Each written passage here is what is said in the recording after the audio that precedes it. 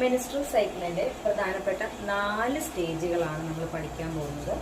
First one menstrual phase, follicular phase, ovulatory phase and luteal face.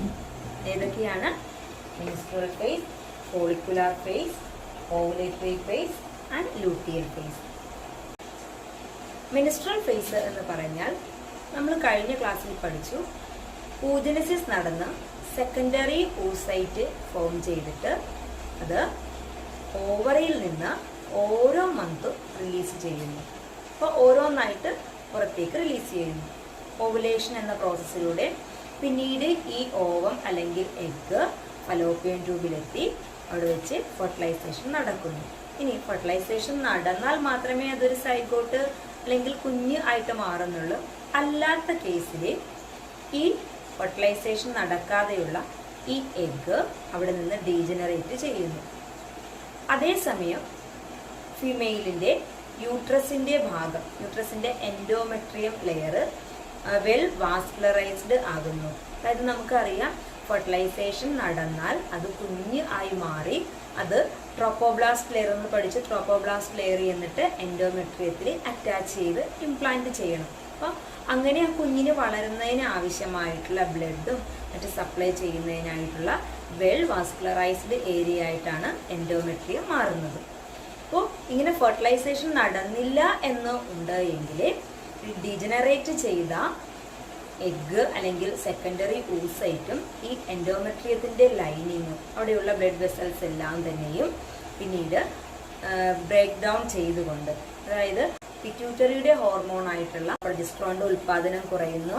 എൻഡോമെട്രിയത്തിന്റെ ലൈനിങ്ങും അതുപോലെ തന്നെ degenerate ചെയ്ത ഓവവും സർവിക്സിലൂടെ വജൈനയിലേക്ക് വന്ന് അത് പുറത്തേക്ക് റിലീസ് ചെയ്യുന്നു. അങ്ങനെ ഉണ്ടാകുന്ന ആ ബ്ലീഡിംഗ് ആണ് മെൻസ്ട്രൽ ഫേസ് എന്ന് നമ്മൾ പറയുന്നത്. അപ്പോൾ ഒരു മെൻസ്ട്രൽ ഫേസ് സാധാരണയായി 3 to 5 days ആണ് നമ്മൾ ആ പറയുന്ന ബ്ലീഡിംഗ് എന്ന് പറയുന്ന പ്രോസസ്സ് നടക്കുന്നത്.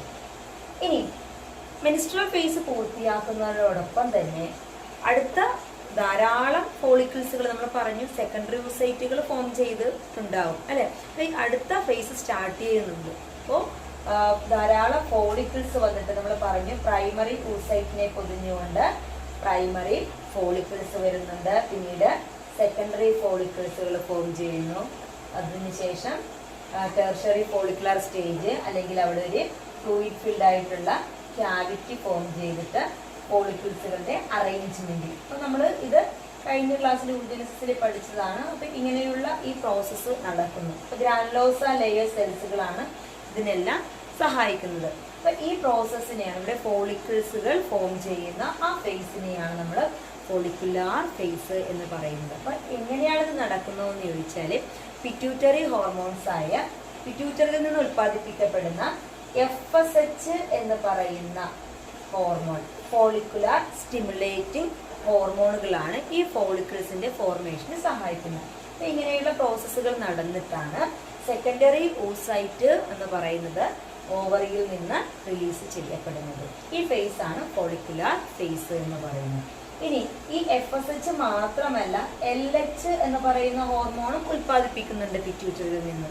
ഇതൊക്കെയാണ് FSH ഫോളിക്കുലാർ സ്റ്റിമുലേറ്റിംഗ് ഹോർമോൺ ആണ്. അടുത്തത് LH ലൂട്ടനൈസിംഗ് ഹോർമോൺ. ലൂട്ടനൈസിംഗ് ഹോർമോണിന്റെ പ്രൊഡക്ഷനും ഈ സമയത്ത് കൂടുതലാണ്. ഇനി ഈ LH എന്ന് പറയുന്നത് അതിന്റെ ഒരു പീക്കിൽ എത്തുന്ന സമയമാണ് ഏകദേശം 14th ഡേ എന്ന് പറയുന്നത്. ഈ 14th ഡേയിലാണ് നമ്മൾ LH സർജ് എന്നാണ് അതിനെ വിളിക്കുന്നത്. അപ്പൊ ഈ LH surge 14th day after menstrual phase. ഇതിനെയാണ് നമ്മൾ ഓവുലേറ്ററി ഫേസ്. എന്താണ് ഓവുലേറ്ററി ഫേസ്?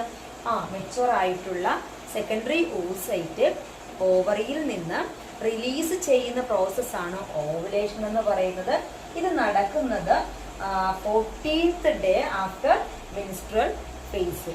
മെൻസ്ട്രൽ ഫേസ് കഴിഞ്ഞിട്ട് പിന്നീട് ഫോളിക്കുലാർ ഫേസ് നടക്കുന്നു. അതിനുശേഷം ഏകദേശം 14ാമത്തെ ദിവസത്തോട് അനുബന്ധിച്ച് സംഭവിക്കുന്ന ഈ എഗ്ഗ് റിലീസ് ചെയ്യപ്പെടുന്നു. ഈ സമയത്ത് LH അല്ലെങ്കിൽ ലൂട്ടനൈസിംഗ് ഹോർമോണിന്റെ ഉൽപാദനം കൂടുതലാണ്. ആ സ്റ്റേജിനെ നമ്മുടെ LH സർജ് എന്ന് പറയുന്നു. ഓക്കെ. ഇനി 14th ഡേ ആവുമ്പോഴേക്കും ഓവുലേഷൻ നടക്കുന്നു. പിന്നീട് ഈ ഓവുലേഷൻ നടന്ന എഗ്ഗ് മൂവ് ചെയ്തിട്ട് അത് നമ്മൾ പറഞ്ഞു ആംബുലറി ഇസ്മിക് ജംഗ്ഷനിലെ ഫലോപ്പിയൻ ട്യൂബിൽ എത്തുന്നു. അവിടെ വെച്ച് ഫെർട്ടിലൈസേഷൻ നടന്നാൽ അത് സൈഗോട്ടായിട്ട് മാറുന്നു. ഇനി അങ്ങനെ സൈഗോട്ടായിട്ട് മാറുന്നുണ്ട് എങ്കിൽ തീർച്ചയായിട്ടും ആ കുഞ്ഞ് അല്ലെങ്കിൽ ആ സൈഗോട്ട് ചെന്ന് യൂട്രസിന്റെ വോളിൽ അറ്റാച്ച് ചെയ്യണം അല്ലെ. അങ്ങനെ വോളിൽ അറ്റാച്ച് ചെയ്ത് വളരുന്നതിന് വേണ്ടിയിട്ട് ധാരാളം ബ്ലഡിന്റെ ആവശ്യമുണ്ട്. അപ്പൊ ബ്ലഡ് വെസൽസ് എല്ലാം എൻഡോമെട്രി ഒരു ബെഡ് പോലെ ആക്ട് ചെയ്യുന്നു. അപ്പൊ ഈ സമയത്ത് കൂടുതലായി ഉൽപ്പാദിപ്പിക്കപ്പെടുന്ന ഹോർമോൺ ആണ് പ്രൊജെസ്റ്ററോൺ എന്ന് പറയുന്ന ഹോർമോൺ. പ്രൊജെസ്റ്ററോൺ നമ്മൾ പഠിച്ചിട്ടുണ്ട്. ഈസ്ട്രജനും പ്രൊജെസ്ട്രോണുമാണ് ഫീമെയിൽസിൽ സെക്രീറ്റ് ചെയ്യപ്പെടുന്ന ഹോർമോൺസ്, ഓവറിയിൽ നിന്ന് സെക്രീറ്റ് ചെയ്യപ്പെടുന്നത്. അപ്പോൾ ഈ പ്രൊജെസ്ട്രോൺ എന്ന് പറയുന്ന ഹോർമോണിന്റെ ഉൽപാദനം കൂടുതലായിട്ട് നടക്കുന്നുണ്ട്. ഇനി ഈ ഓവുലേഷൻ നടക്കുന്ന സമയത്ത് നമ്മൾ പറഞ്ഞു എഗ് എന്ന് പറയുന്ന, ഇപ്പോൾ ഓവറിയിൽ ഇത് ഓവറി ആണെങ്കിൽ ഇവിടെ നിന്ന് ഇതിനെ പൊതിഞ്ഞുകൊണ്ട് ഫോളിക്കിൾസുകളുണ്ട്. ഇനി എഗ് മാത്രമാണ് അല്ലെങ്കിൽ ഓവം മാത്രമാണ് പുറത്തേക്ക് പോരുന്നത്. ഈ കൊടുത്തിരിക്കുന്ന ഫോളിക്കിൾസുകൾ ഈ സമയം പുതിയ ഒരു സ്ട്രക്ചറായിട്ട് മാറുന്നുണ്ട്.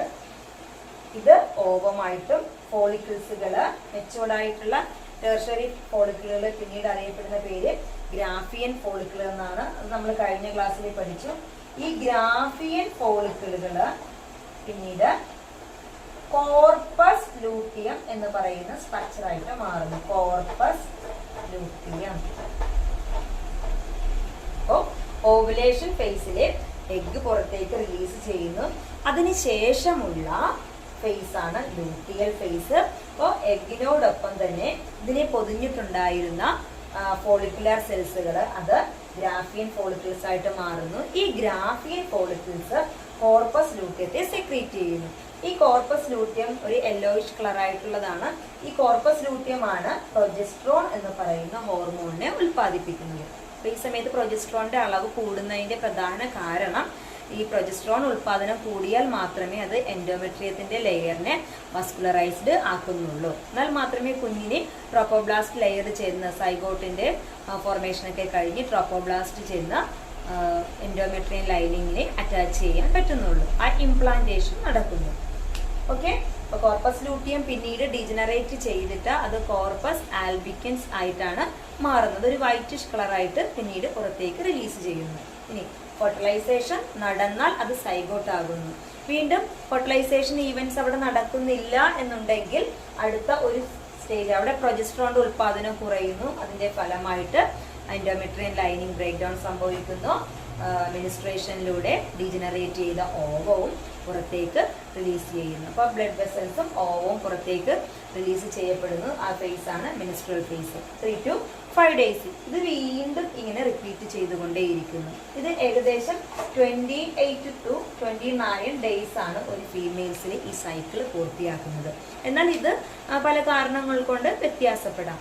ഇനി ഒരു ഫീമെയിൽസിൽ the lack of menstrual cycle may be indicate the pregnancy. അതായത് എല്ലാ കേസിലും അത് പ്രഗ്നൻസി ആണെന്ന് പറയില്ല. പല ഫാക്ടേഴ്സുകൾ കാരണം കൊണ്ടത് ഈ സൈക്കിളിലെ വ്യത്യാസപ്പെടാം. എന്നാൽ മെനിസ്ട്രേഷൻ നടക്കുന്നില്ല, മെനിസ്ട്രൽ സൈക്കിൾ ഫെർട്ടിലൈസേഷൻ